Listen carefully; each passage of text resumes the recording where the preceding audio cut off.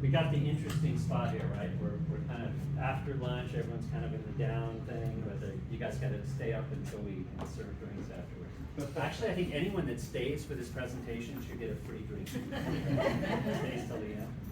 So, all right, thank you all for being here. This is kind of like a virtual home tour. She talked about those of you that have, like myself, gone and visited some of the homes on the Green Building Tour. Well, this is, you don't have to go and do that. We're going to kind of bring the home to you. So we're going to start with introductions, and we're going to kind of mix it up here a little bit so you don't have to listen to any one of us for too long. So my job is to introduce our architect on this project, Drew Hubbell. I've known Drew for about 10 years. I had the great opportunity, the first project that Drew and I worked together was to design a nunnery for a Buddhist monastery in Escondido, the Deer Park Monastery. Anyone heard of Thich Nhat Hanh? Thich Nhat Hanh is a very, very famous Zen master. I've had the privilege of studying under him for about 20, 25 years. I was a practitioner up there, and that was how I got involved. And so Drew and I worked together on the construction of this nunnery. It was a straw bale project, so we're going to tell you a little bit more about that. And I'm going to tell you some more about Drew. But the other interesting thing about that was that, so Drew and I kind of met up at the monastery, and then a couple weeks later, we were down at the Little League field, and I coached my son's Little League team, and Drew coached his, but we had no idea that we were, both involved with Little League. And we both show up, and we're like raking the field. I'm like, what are you doing here? It's like, well, Mike, I coached, my coach was North Park, right? Yeah, North Park, and I was coaching Tirasana, so that was fun. So Drew's going to tell you a little bit more about his background. He has a very unique, interesting background in how he was raised, and his father's James Hubbell, who's a very famous artist. Many of you, probably if you haven't even heard of him, you've definitely seen his art around San Diego. So Drew has been an architect for 30 years. It says 20 years here, but Drew and I are getting old. We realize we have to tell Mykaela, like, we got to add another decade to all of our time together. So Drew has a Bachelor of Architecture from U of A, go Wildcats, right? Yeah. And Drew also spent a semester in Copenhagen at the Danish Institute of Study. And so he has an international influence as well to his architecture. Also, in addition to all of his work in architects, and he'll tell you more about it, I mean, Drew really is distinctive, I think, in my feeling. I've been in residential construction for about 30 years in a couple of ways. One is his embracing of natural materials, but also in the idea of a really integrative approach to architecture, and really integrating, and that really comes from his father, James Hubbell, of, kind of, there's no difference between life and art and architecture, and it all blends together. So excited to be working with him on this project, and you're going to really enjoy as we walk you through the Serenity project. So I'm going to turn it over to Mykaela now, who also works with Drew at Hubbell & Hubbell.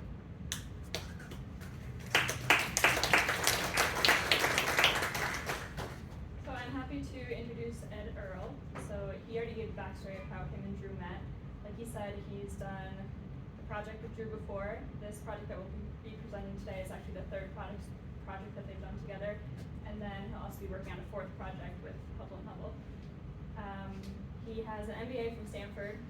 Like he said, they have a lot of years of experience, and has 35 years in construction. He has multiple businesses. The one that he's representing today is Priority One Projects, and he serves as a project manager and an owner representative on construction projects. He's also a business coach for contractors, a recruiter for contractors as well to help them fill roles on the construction site. And then he also manages and owns commercial property. In addition to that, he's been practicing Buddhism for 20 years, and you'll see as he gets into kind of his theory and philosophy on construction, you'll see that kind of shine through, and see how he's kind of combined his practicing and construction into what he does today. I'll introduce Mykaela Scarpace.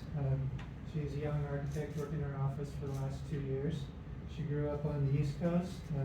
She has a master's and a Bachelor of Architecture from Wentworth Institute of Technology in Boston. She's very passionate.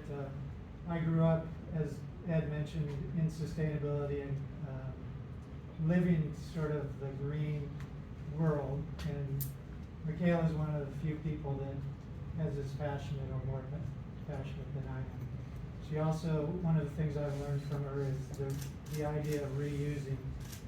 Almost all of her clothes, I don't know about today, but she gets everything from reusing, and taught me about a lot of new things that being older and may not be up on the technology. She's also a lead green associate certificate and co-founder of sustainability program at Softy Ravinas, where she used to work.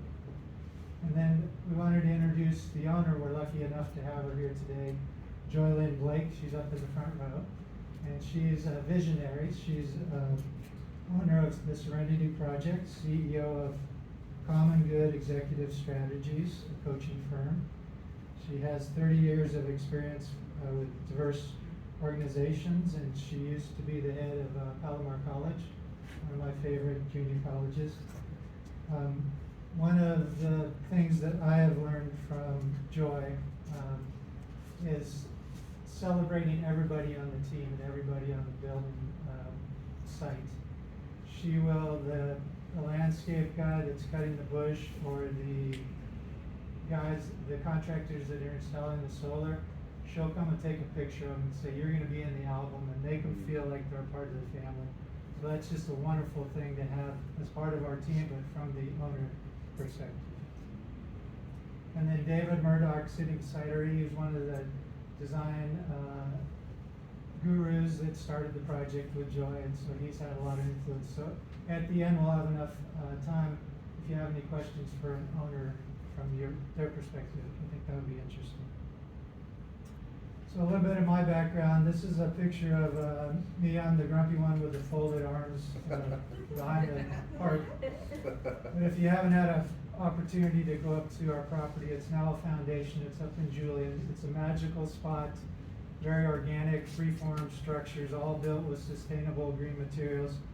So that's my family at a young age, and my father on the rooftop welding rebar to pipes. These are a couple of pictures. Ed mentioned my father's a well-known artist. He's now 92 and pretty much retired, but he's done projects, if you look at our website, all over the city and all over the world actually as well. And then a couple of images of the structures up in Julian that you can see. These are the free-form organic structures. My dad was trained as a sculptor. But using adobe bricks, clay tile roof, and the big structure is an art studio that you can see with the arches. And growing up, this was built in the 70s, so it's pretty far out for back then. Our neighbors called it the Bat Cave. And then this is an image of the Earl Center. It's a nonprofit center where we have retreats, weddings, art classes. If you don't have the money to go to Barcelona and study Antonio Gaudi, you can come to Julian and get a little bit of that flavor up there. And this is a site plan of the property. It's 14 different structures built over 65 years with my father's vision, and we helped design the last few. And I grew up building with sustainable materials from about age 5. They had us mixing cement and laying adobe block. 4 boys, so it was very inexpensive labor. And then I'll end my part. Hubbell & Hubbell, we've been in business for 24 years. Our focus from the beginning is sustainability. There weren't that many architecture firms back then doing it, so we got a little niche and have been able to ride that wave, mostly in custom residential, but we've done all sorts of projects. The image on the left is the Deer Park Monastery that Ed mentioned in his intro.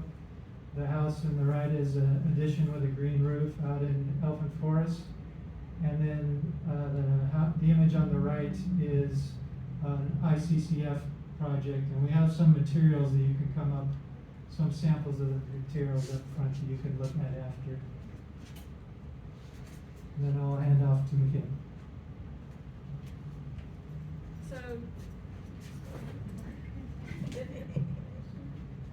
how's that?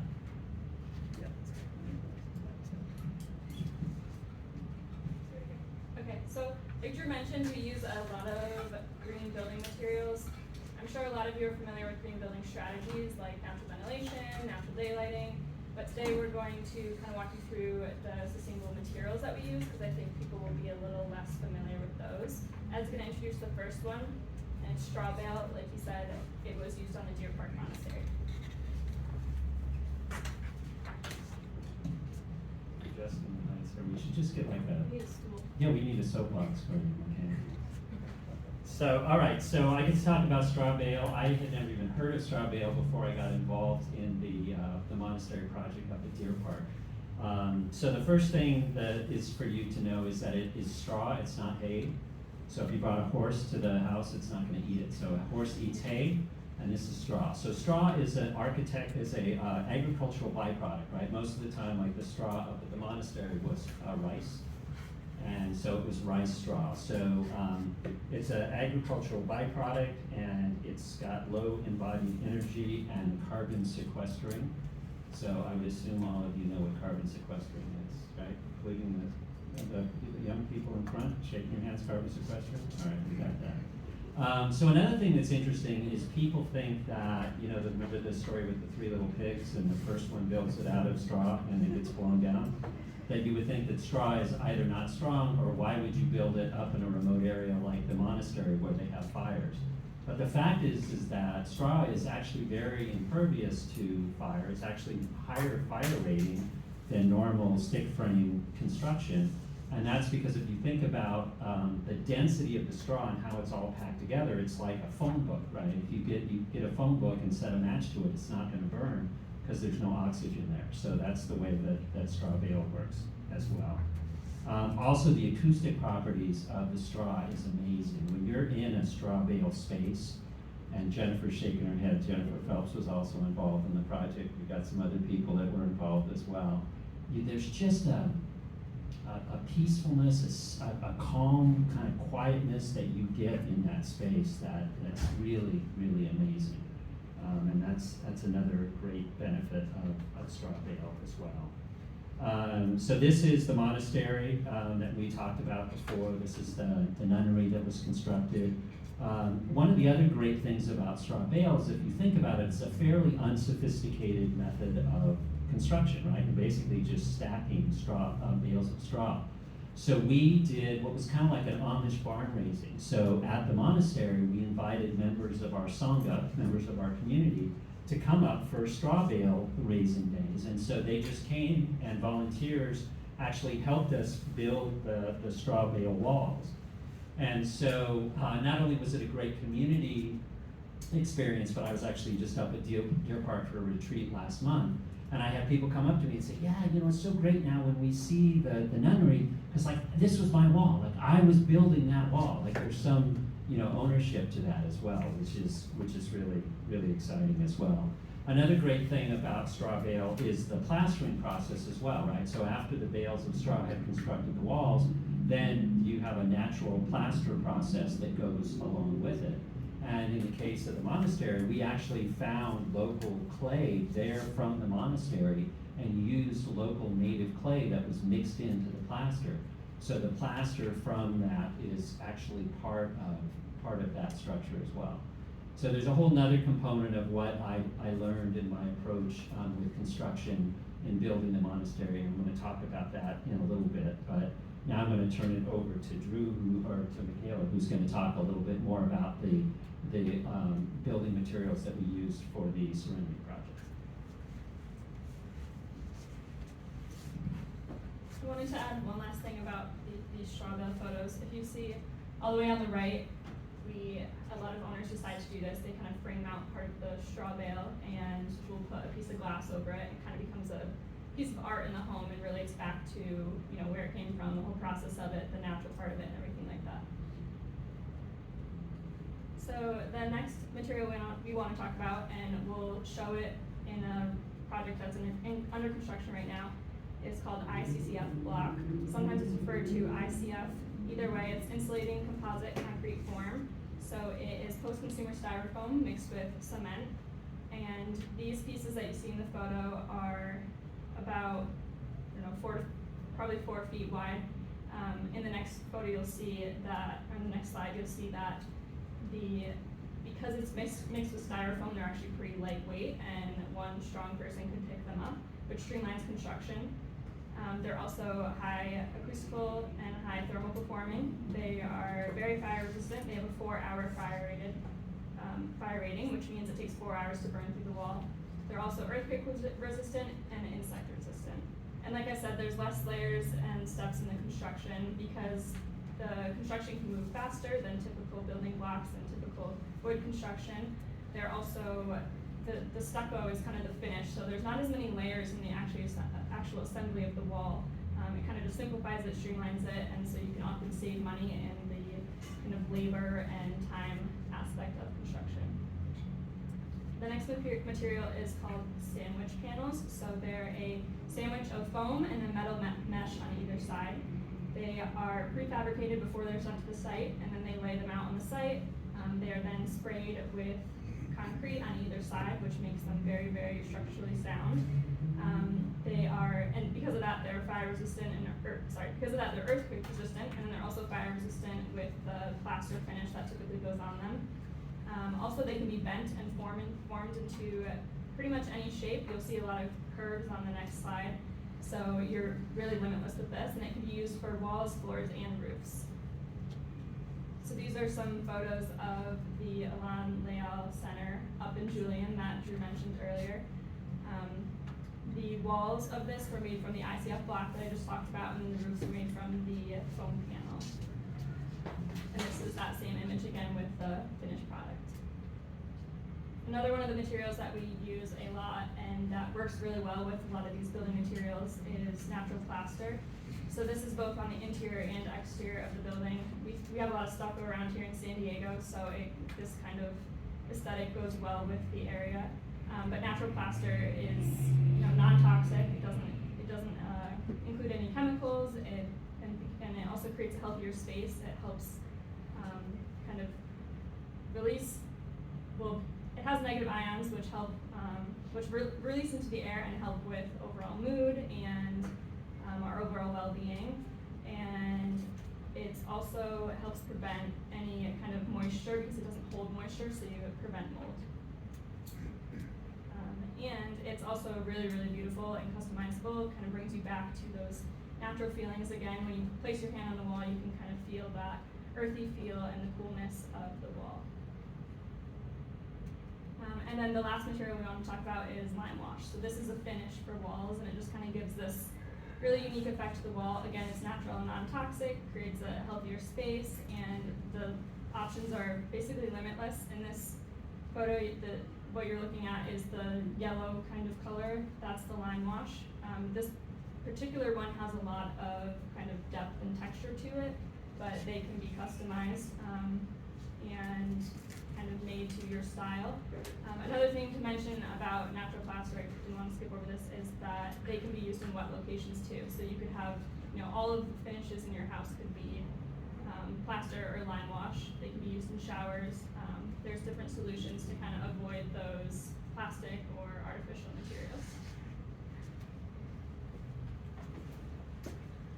All right, so I'm going to talk a little bit now about the idea of incorporating the sustainability philosophy into the process of construction, right? So most of the presentations here today, we focused on policy or product, right? But what I want to talk about is process. And the concept is that, the same concepts that we talk about in sustainability, whether it's about equity or long-term sustainability, they all apply to the process as well.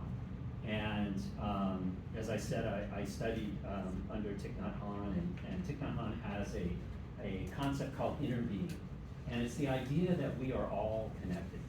And I think that if the world could really realize that, the illusion of our separateness is really just an illusion, that we are all interconnected, that it would help us in solving the climate crisis, the issues in the Middle East. Basically all of our problems are due to this fact that we don't understand and appreciate that we truly are all connected. And so if we look and we see that everything is connected, right? We are all part of the whole. We're all defined as part of the larger whole, and what affects one affects all. And that's something that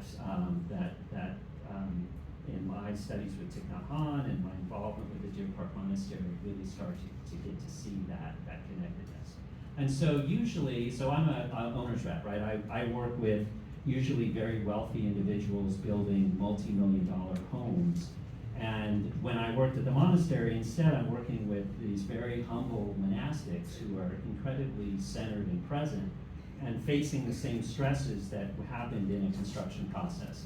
And through that process of being able to work with the monastics, I really realized how there is a different approach to construction. And so what I did is look at expanding the ideas of sustainability and this collaboration and connectedness, and again, focusing that on the process as well as the product. And so I developed this concept of collaborative construction. Now in this project here with the Serenity Project, I've had that opportunity again. I'm working with an incredibly unique owner who really is the first person in the 30 years that I've worked with who sees that same connection, as Drew said, literally takes pictures of every person that shows up on the team, on the site, makes it a part of the team. And so it's that concepts of collaborative construction. So I was talking this morning with Rob's here, who does a lot of military contract work. And I like to compare and contrast between the old school kind of competitive construction versus collaborative construction, right? So I guess it still does happen today, but in competitive construction, it's the old school approach, right? Where you draw the set of plans, you go out, you get 3 bids on it, they're sealed bids, no one talks to anyone else. You know, if you have any questions, you send the RFIs up to the architect, and then once the project is being constructed, it's like a military operation, right? You've got the general contractor, the superintendent, the people on the ground, and like there's no collaboration. If you're the framer, you just frame what's built. Even if it doesn't make sense, you just do it, right? You don't ask any questions. So the goal with that is to avoid conflict, but in the end, it actually creates more conflict, right? Because there's no collaboration. There's no integration between the process. So collaborative construction is, as Rob does design build, that's really where collaborative construction comes about. So the idea is that you have a team approach. You get the entire team together and everyone has a voice on the project. At the Serenity Project, Joy's there every day. If there's issues or questions, she's there asking everyone. So whether it's a site laborer or whether it's the general contractor, everyone there is working together. Everyone has the same objective. We're working together, collaboratively together. So that's really, I think, the best way to work together, not only on green projects, but any construction projects. And that's really, I think, where the future of construction is. So again, as I said before, right, the old school approach was to try to eliminate conflict, but really the right way to eliminate conflict is by having everyone on the same team, right? Everyone on the same side, everyone's pulling together, they're working together. Drew and his team on the architecture side are super collaborative. They're very open to working together. Everyone has the same goals. This is a picture of Donna Carlson. She's our rep from Sierra Pacific Windows. She shows up out of the job as well. And everyone's working together in a very collaborative way. It also stimulates creativity, right, and ingenuity, because now we've got ideas from all of the people that are involved. Everyone that's involved in this project is actually contributing their ideas to it. So, and then if you look at it as well, you know, a lot of, some of the complaints about green building is that people say, well, it costs more. And I love to tell the story of the monastics, right? Because the monastics don't have a perspective of 5 years or 10-year return on investment. They don't even have a lifetime return, right? They're looking at their generations, you know, for, you know, centuries from now. So when they look at what the cost of building with green building, their return on investment is a matter of centuries, not, you know, years or decades.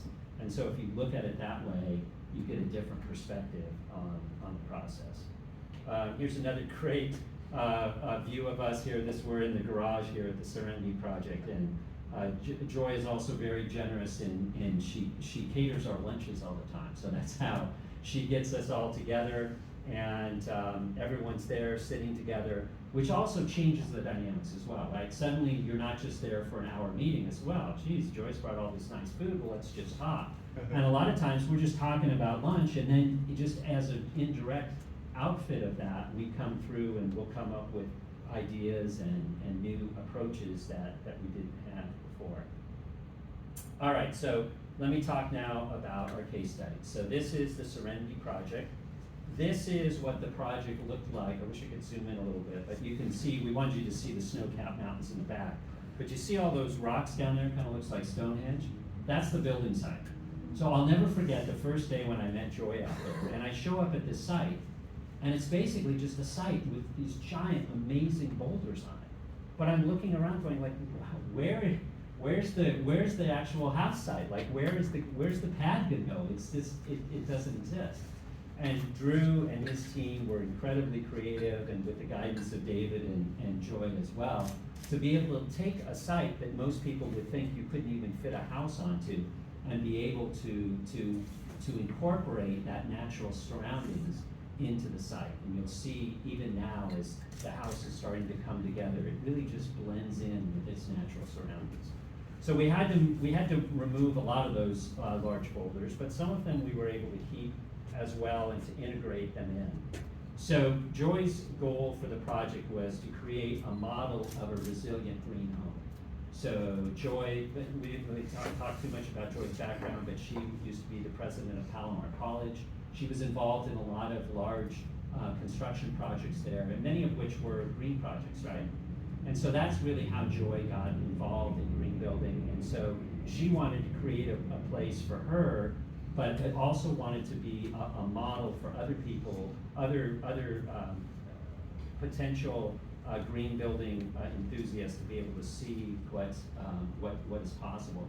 Joy also has a great respect for the existing residents that were there on the project. We're going to talk about the existing residents in a little bit. We'll show you some pictures of them.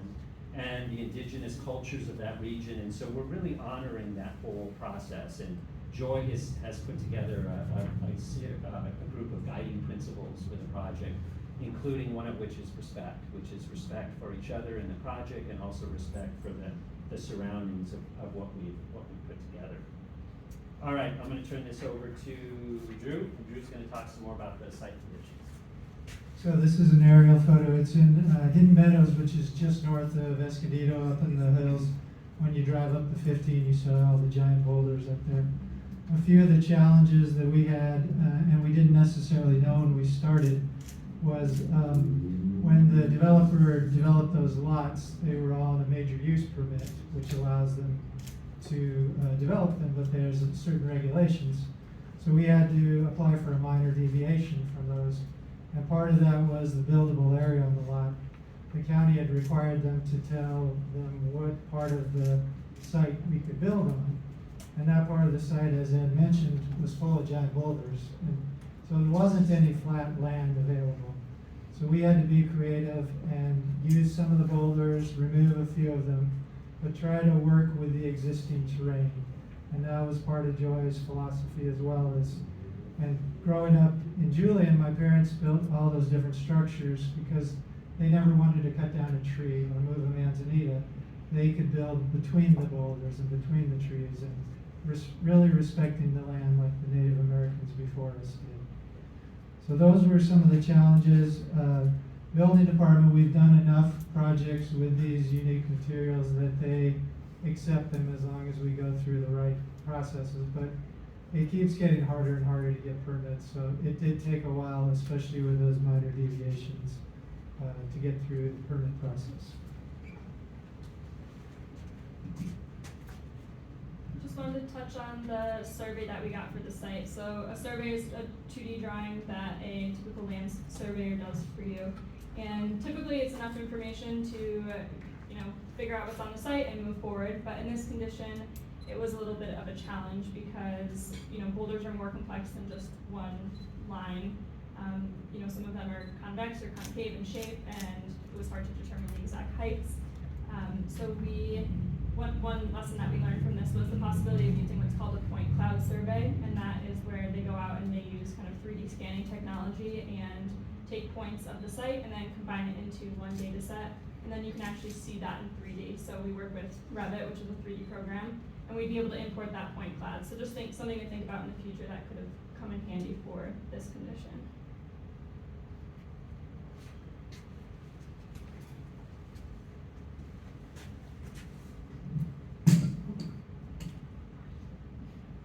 These are some of the boulders on the site. You can see the one on the right is the large boulder at the entry, and some of the natural habitat that we have on the property.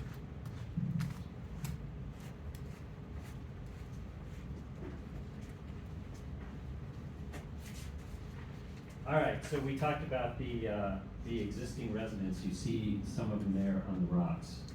So, all right, they're not indigenous people, but they are indigenous to this land, and they're the majestic manzanita trees, the rattlesnakes, the lizards, and every day that we're out there, we get visited by them, right, Joy? And we're out there, and wow, look at that hawk, man, just amazing, you know. And so we've done a lot to really try to respect that natural habitat, and as Drew said, we did have to remove some of the boulders, but we're doing whatever we can to really be able to honor and to incorporate the existing habitat into the surroundings.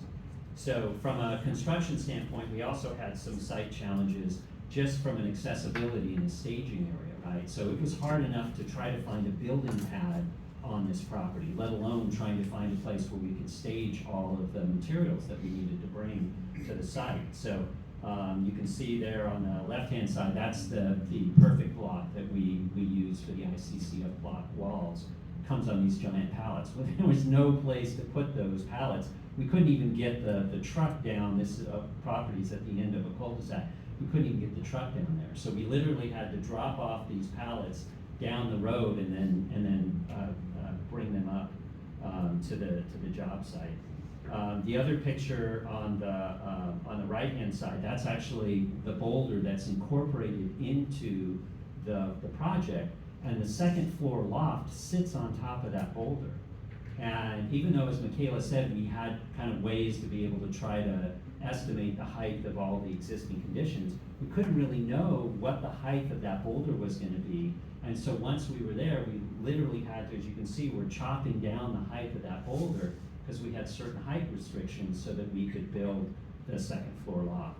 So again, very, very unique in at least for me and my approach of typically what I see in building single family residences. It's not in this kind of an approach.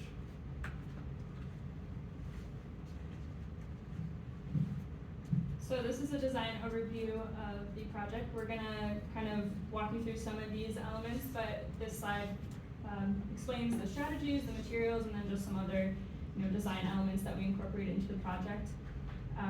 As we walk through the next kind of set of photos, you'll see a lot of construction photos. We'll continue to talk about different challenges, and then, as I said, incorporate the design. So this is a site plan of the house. Like we said, there's really only one spot on the site for the building to sit. So at the north of this, the driveway kind of comes up, and then on the other side of those boulders where the house is, it kind of drops back down and flattens out a bit. That big boulder, kind of on the northeast of the house, has two large oak trees that are kind of growing out of it. It's a really beautiful part of the site. And the house is kind of tucked up against that boulder, so from parts of the house you can actually see the oak trees outside. So this floor plan again shows that boulder right outside the house. We have one boulder completely contained inside the house. Like Ed said, we had to shave that down, and that's what the loft space is sitting on top of. So the concrete slab is sitting actually right on top of that boulder. And then another boulder in the bottom left corner is kind of poking through the wall, and it becomes a really beautiful piece of art inside the house, and really just kind of brings that element outside to inside.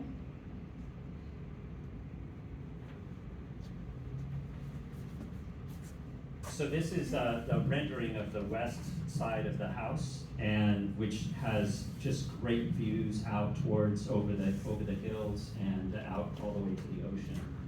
And one of the things that I love about that, you guys, if you've been to the other presentation rooms, this is my favorite, right? Didn't you feel happier here, just like more energy?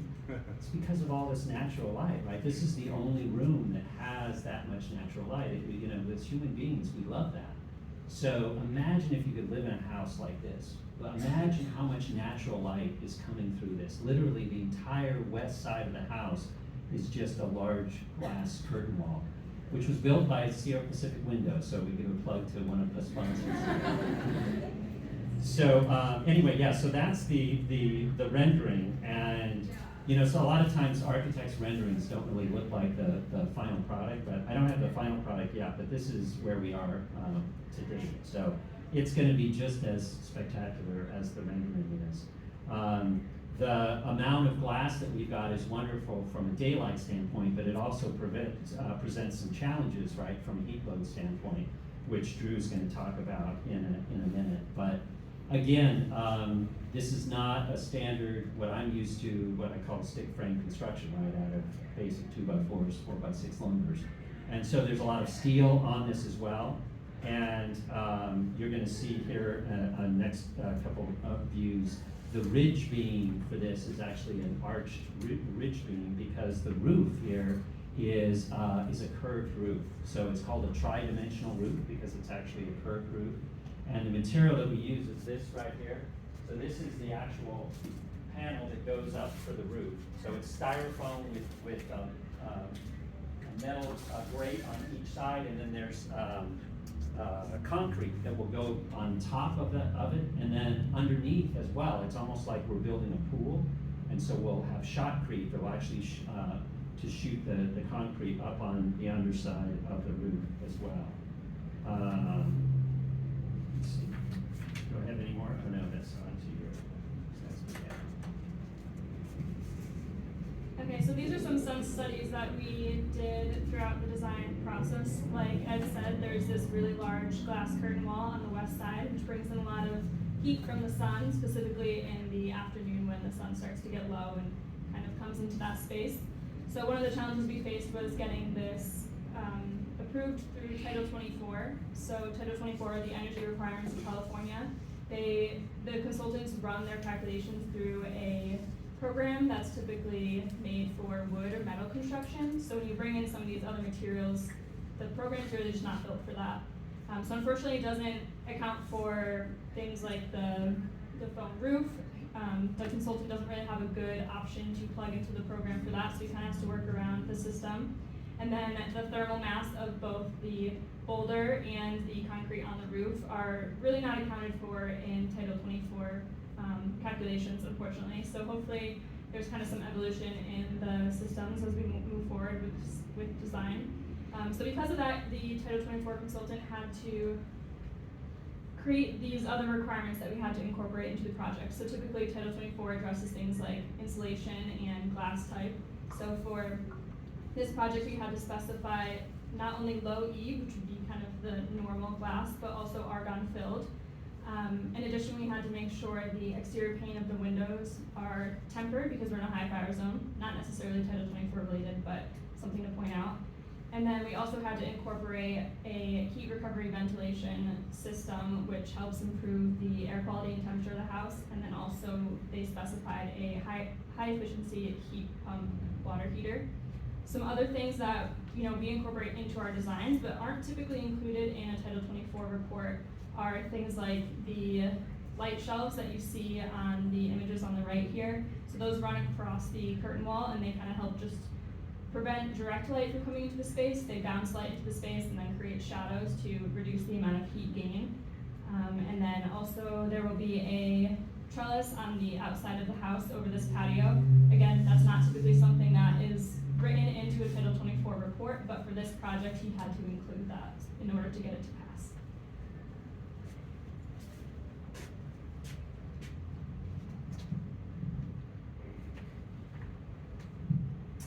And thank you to Mykaela for the beautiful renderings. She's very talented at that. This is a section cut through the building showing the sandwich panels for the roof radius.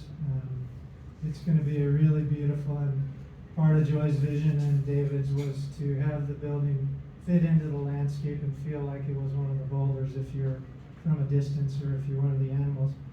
One of the things I've learned with permitting unique structures and alternative building materials is one person might tell you no, but if you are persistent and you follow the regulations and kind of learn the code pretty well, another person at a desk might tell you yes. So never give up and don't let on the first try. You know, I was at the Black Water presentation earlier, and we tried 5 years ago, and the health department said no way in the world anybody's doing black water in San Diego. And now 5 years later they are. So don't give up, and if you have a good idea and you have a green material, push that forward.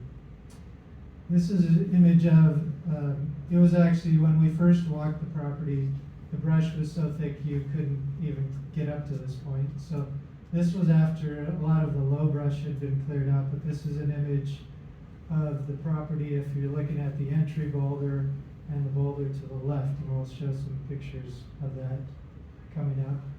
And then that's after the site was cleared, and that this is the large boulder on the right-hand side of the entryway. So trying to work with those existing features and the site conditions and fit the house around it. And this is a shot of the garage in the forefront and the start of the perfect block walls on the left-hand side. And then that's an image of that entry view, the rendering on a beautiful cloudy day.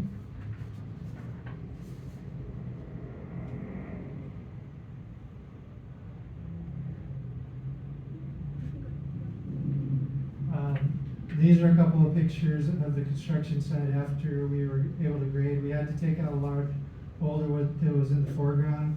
We thought about keeping that for the dining table and the kitchen, but it was just taking up too much space. But we designed another house with a joint boulder about 20 years ago, a straw bale house in Hubbell, but this one has the largest I've been involved with. And it's pretty cool, and when you see the interiors and what can happen, it's going to be a magical space. So this is that same view with the ICF walls. The steel columns were installed at this point, and because we have that curving roof, I think someone mentioned it before, we have a very large steel beam kind of running basically directly perpendicular into this view, and then running in the other direction where you see these columns are basically flat steel beams going in the opposite direction. And here's another view of that. This is the top of the ICF walls before the steel beam was installed. This is a rendering of the interior. You can see on the left that boulder poking through the wall. We have another photo of that in a couple slides. And then you can see on the right the loft sitting on top of the boulder. On the back side of that boulder are beautiful, beautiful concrete stairs poured into kind of the boulder and the wall. They're sandwiched right in there, really natural, kind of following the natural slope of the site up to the loft. And then right outside that wall is that large boulder with the oak trees on it with some windows that look out onto that. And then this is that boulder poking through. So you can see this was something I had mentioned before. We didn't know exactly how big those boulders were. It was hard to tell the actual outline of them. So we actually thought that this was going to be a lot bigger poking through. Ended up being a lot smaller, but it's still a really, really beautiful piece of art. You can see that on the left side, the boulder ended up being kind of almost like flat on that side and a little bit convex in area, so it didn't connect with the building as much as we had thought. And then this is one of my favorite details. This is at the top of the stairs where the boulder and the concrete slab are meeting each other. The boulder actually kind of pokes through the slab right when you get to the top of the stairs, and it's just a really, really beautiful example of the beauty and the imperfections of both nature and architecture, and then combining into one. I wanted to say one thing that I've learned when we're thinking about alternative materials. Did anybody see the 60 Minutes on the 3D printed house a couple of weeks ago? It was super interesting. They're building a whole development in Texas, but they have a giant 3D printer. But he described what he liked about the 3D printing wall was they could pour it and lay it up, and you don't have people coming back with all those different trades. Well, the same thing with the perfect block and straw bale. you don't have 5, 6, or 7 consultants or subs coming in and doing drywall, insulation, plastering. You put up the wall, it's a big block, you pour the concrete and rebar, and then you can plaster right to it. So there's maybe 3 steps versus 7. So we want to think about all those things of efficiency of time. And this is an indestructible building once it's done. Fire might come through and blow the windows out and get inside, but the shell in the building is going to stand for a very long time, like Ed mentioned with the Buddhist thing. So I think we're done. I know people want to run and get their free drinks. We're here for questions if you have any. I have a question. Yeah. It was specifically about the thermal mass of the boulder. Can you explain how, like, what that does to temperature? So a basic way to think about thermal mass is like a thermos bottle. There's a very hard, cold material inside. And David's actually an engineer, so he could probably give a better explanation. But if you have insulation around that, so if you introduce heat or cold, it keeps that material or that liquid inside cool or hot for a long time because of that insulation. The other house that I mentioned with the boulder that was Styrofoam, just a quick story. Those people, they live in Hubbell, and the temperature swing can go from 30 to 90 in a day. So really big swings. They had left their windows open because it was hot during the day, and they said they came home and the fog had rolled in and it was freezing outside. But they went up to that boulder and it was 70 degrees. It was like there was a heater. So it keeps that whole interior. We had a Christmas party at a Styrofoam house a few years back, and they left the big doors open. And I have an old 100-year house in Kensington. If you leave your door open for 2 minutes, it's freezing inside. They left it open for the whole party. I'm like, that really works. So that's the thermal mass. It's storing that temperature. I have 2 questions if nobody else is needing time. My first one is on the monastery project. Did you have to prolong any timeline for decision making, given that it's more collaborative? Yeah, that's a great question, because all the decisions were made by committee. Yeah. So I couldn't go to just, the sister, the head sister, right? It was all by committee. So yeah, it did take longer. Yeah, that was a great question. Yeah, definitely took longer. And then my other question is just for like Styrofoam, for example, I've heard some people say like that it can't be done at scale, and I was wondering if you could speak to some of these alternative building materials and their ability to be used at projects at scale. Yeah, great question. So perfect block is similar to CMU block, so it can go multi-stories. Styrofoam, the tallest I've seen is 3 stories tall. But there's a Friend Center, Styrofoam Church, it's 7,000 square foot just over off of Home Avenue nearby. We did, so scale-wise, it's not a problem. The height and the weight ratio as you get taller just makes it more difficult. But definitely could do it with a heavy timber structure, and then the bales are infill. Hi, would you consider using eco bricks for your installation? Tell me what eco bricks? It's a plastic water bottle compacted with trash. Sure, we love trying everything. I tend to lean towards more like green building, and straw bale is the greenest you can get that I've found. We've done adobe block, which is very green but labor intensive. Yes, but I've seen beautiful structures built with that. You want to think about what the material is, how long it's going to last, is there off-gassing, all those considerations come into building. Yes. Have you guys ever worked with CEB, compressed earth blocks?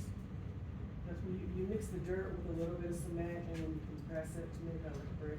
We haven't yet, but I spoke at a fire conference in Colorado. There's a plant that's starting to manufacture that. The closest we've done is we did an adobe fired brick house in Ramona about 4 years ago.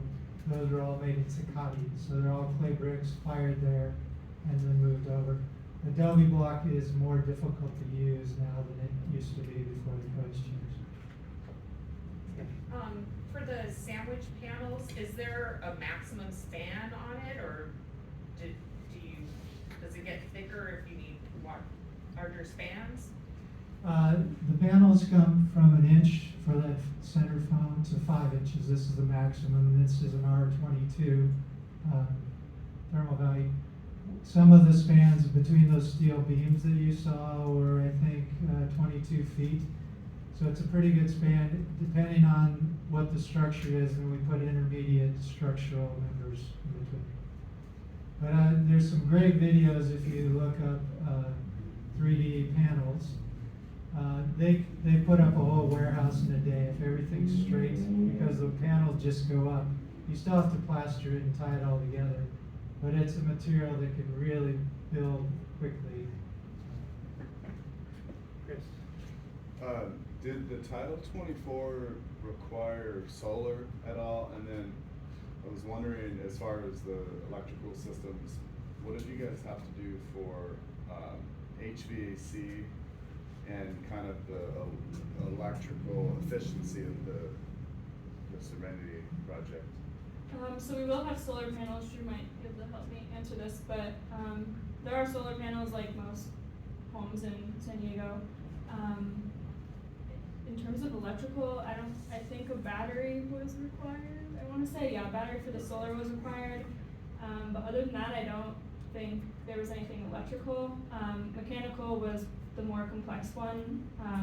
Kind of from the design standpoint, we're still sorting through that because we have such high ceilings and that huge glass facade. We had to, like I said before, incorporate that heat recovery, ventilation, I forget the exact term, but that's kind of an extra intake of outdoor air, bringing it inside and recycling the air, and that's in addition to like your typical heating and cooling. And I mean, I think a good point on that is that a lot of these windows are operable. We use a lot of operable windows in our design to help bring natural ventilation in. Again, Title 24 isn't really accounting for those, as far as I know. So what else? The design of the mechanical is a bit complicated because we have such high ceilings. There's really no soffits. Even in the bedrooms, the high ceiling continues into there. So, making sure that it looks good. We don't want mini splits on the walls necessarily. That seems to be what a lot of people are using these days. So being creative with the design of it, we've had to, consult with some mechanical engineers and get some opinions on it because it is such a complex build. I'm trying to bring in more people to the team to help us out.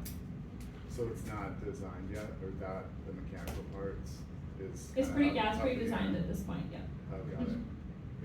Mini splits, yeah, we did a combination of mini splits and then mostly concealed mini splits. So they're, smaller units, we can fit them into the few sockets that we do have, but they only feed the room that they're connected to. So it's not a whole house system, but rather kind of individual rooms. And is it, sorry, one last question, is it all electric? Or is there gas powered? It's all electric, cool. We know happy hour starting, free drinks are going fast, so thank you all for coming, we appreciate it. And we'll be here.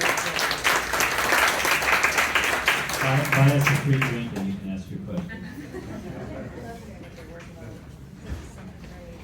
Good job.